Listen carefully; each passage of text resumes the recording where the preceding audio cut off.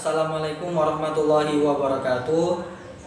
Alhamdulillah, pada kesempatan kali ini kita masih diberikan kesehatan sehingga kita bisa melaksanakan pembelajaran fikih dengan keadaan sehat ya, walaupun sekarang masih daring ya, tapi di beberapa daerah insya Allah untuk semester depan bisa melaksanakan secara offline, walaupun sistemnya nanti gantian ya.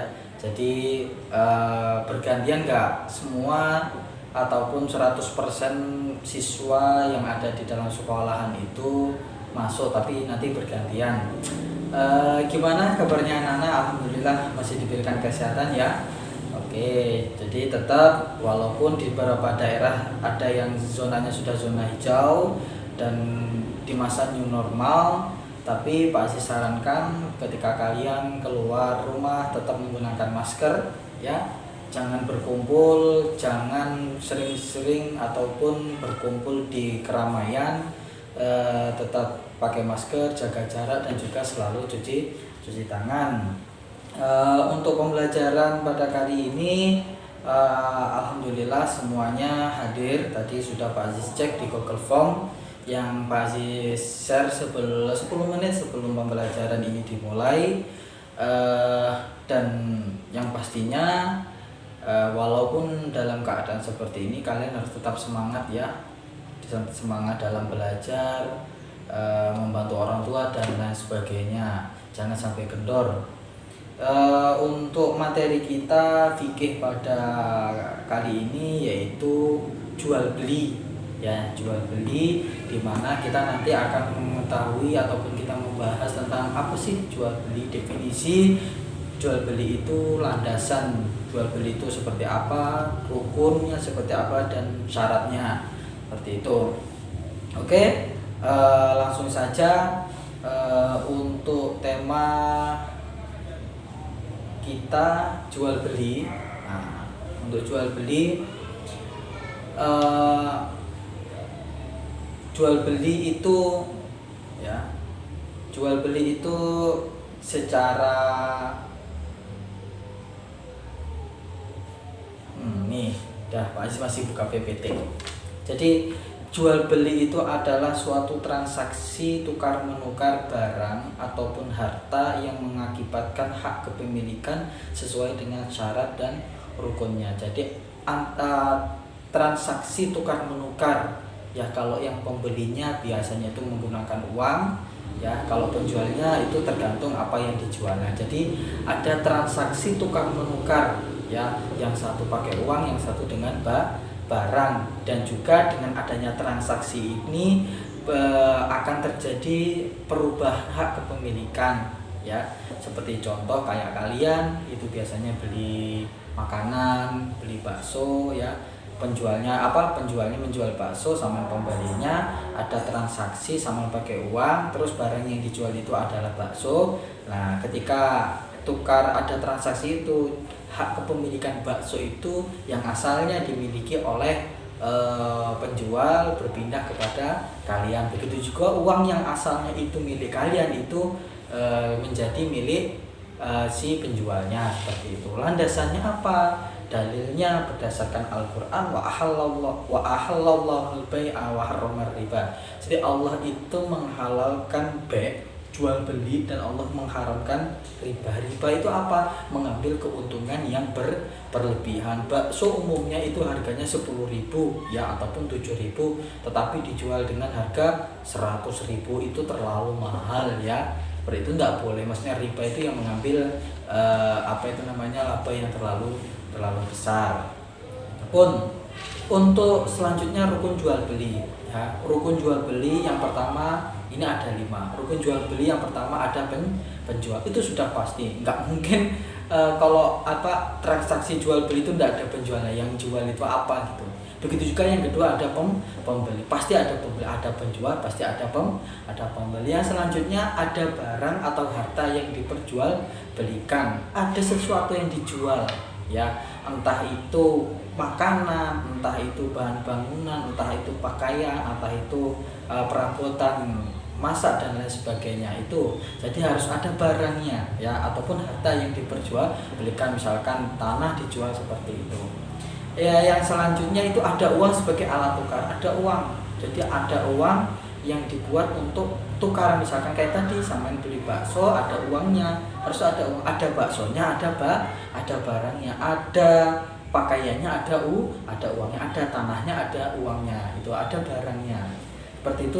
Selanjutnya adalah lafaz ijab qabul ya. Lafaz ijab qabul. Jadi saya jual pakaian ini kepada kamu dengan harga 10.000. Terus kalian, ya saya beli baju ini dengan harga 10.000. Jadi seperti itu. Nah, jadi lafaz ijab qabul, ada lafaz ijab qabulnya. Terus itu tadi rukun. Sekarang syarat barang yang diperjualkan. Jadi enggak semua sesuatu itu boleh dijual. Jadi ada syarat-syaratnya. Kalaupun syarat-syaratnya itu tidak dipenuhi, berarti ya tidak bisa, tidak boleh itu.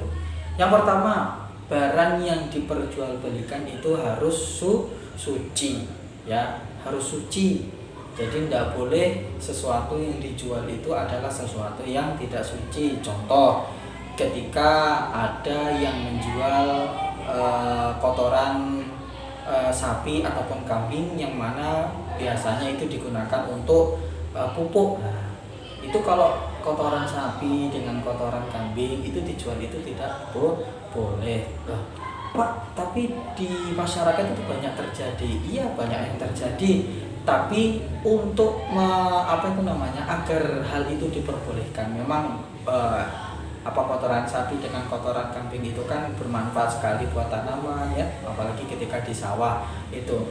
Agar hal itu bisa diperbolehkan, itu kita ubah dengan cara akadnya. Jadi bukan akad jual beli ya, bukan akad jual beli, tapi kayak menukar sesuatu ataupun berikan upah seperti itu. Jadi kalau menjual barang yang tidak suci itu tidak boleh. Terus yang selanjutnya, barangnya itu bermanfaat. Pasti ya, sesuatu yang dijual itu tidak boleh kok barangnya tidak bermanfaat. Jadi harus bermanfaat. Terus milik sendiri atau milik orang lain yang sudah diwakilkan. Barangnya itu punya kalian sendiri ataupun punyanya orang lain yang sudah diwakilkan kepada kalian. Seperti halnya kayak sales ya. Sales itu kan menjualkan barang orang lain seperti itu. Terus selanjutnya, barangnya dapat diserah terimakan kepada pemiliknya. Jadi dapat diserah terimakan seperti itu, dan dapat diketahui jenis ukurannya. Oh, barangnya seperti ini, ukurannya seperti ini, bentuknya seperti ini, warnanya seperti ini. Itu. Jadi syarat barang yang diperjualbelikan. Yang selanjutnya adalah syarat penjual dan pembeli. Satu, berakal sehat ya. Jadi baik itu penjual maupun pembeli harus berakal sehat. Orang gila, bagaimana kalau orang gila itu beli, maka transaksinya tidak sah, tidak boleh seperti itu. Jadi harus punya akal sehat. Terus yang selanjutnya, atas kemauan sendiri ya, atas kemauan sendiri. Tidak boleh kok nanti menjual sesuatu itu karena paksaan. Misalkan ada tanah ya, kalau kamu nanti tidak jual tanahmu, keluarga kamu akan saya bunuh. Jadi tidak boleh kok memaksa. Jadi penjualnya itu memang atas kemauannya sendiri, tidak boleh dipaksa seperti itu. Yang ketiga adalah dewasa ataupun balik ya. Jadi harus balik dewasa, nggak boleh anak kecil itu beli transaksi penjualan anak kecil itu ada kejelasannya, bukan kok berarti anak yang belum balik itu ketika membeli jajan itu nggak boleh, itu tidak ya. Maksudnya apa? Anak kecil yang belum balik, kalau di sini kan syarat penjual dan pembeli itu harus balik. Nah, bagaimana kalau anak kecil yang belum balik, anak SD ketika istirahat beli jajan? Nah, itu maksud di sini walaupun belum balik. Jadi kalau kasusnya anak kecil itu jual belinya itu tetap sah apabila sesuatu yang dibeli itu kadarnya harga-harga yang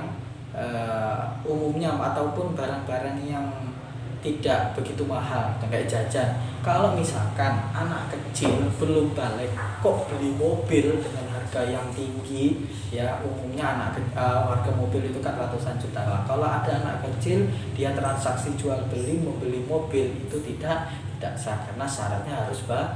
balik seperti itu. Jadi itulah salah satu syarat dari penjual maupun pembeli.